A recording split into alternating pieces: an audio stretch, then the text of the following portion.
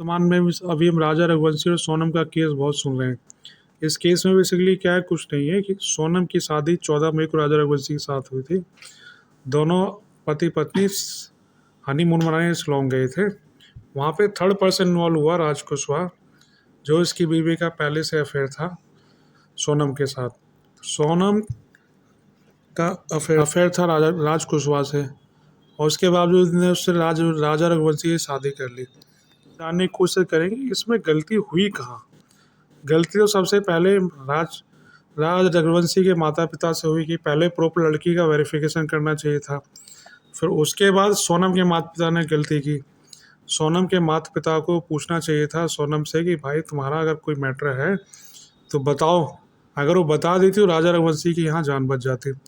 और सोनम को भी समझना चाहिए था कि जब मेरा किसी से अफेयर था तो मुझे नई शादी करनी राजा रघुवंशी के साथ, मैं अपने माता पिता से बताती और इस मैटर को यहीं ख़त्म करती। एटलीस्ट राजा रघुवंशी की जान बच जाती।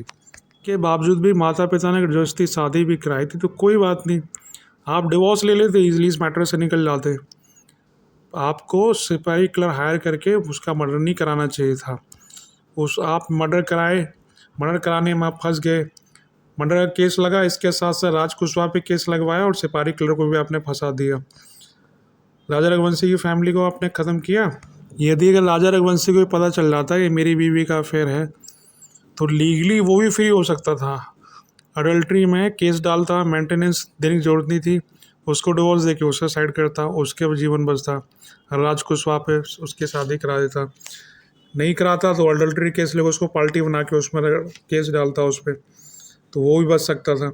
गलती यहाँ पे मेन गलती है, मेन जो कल्प्रिट है वो सोनम है।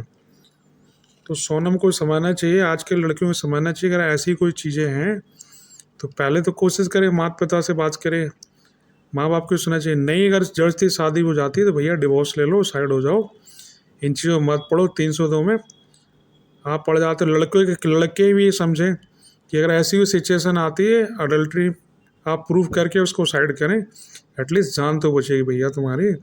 तो ध्यान रखें आजकल के युवा कि अगर आप शादी कर रहे हैं तो लड़की से पहले पूछें कि भैया मुझे दान देनी चाहिए, पहले ये बताओ तुमने डिग्री विग्री, छोड़ो सब फालतू बातें।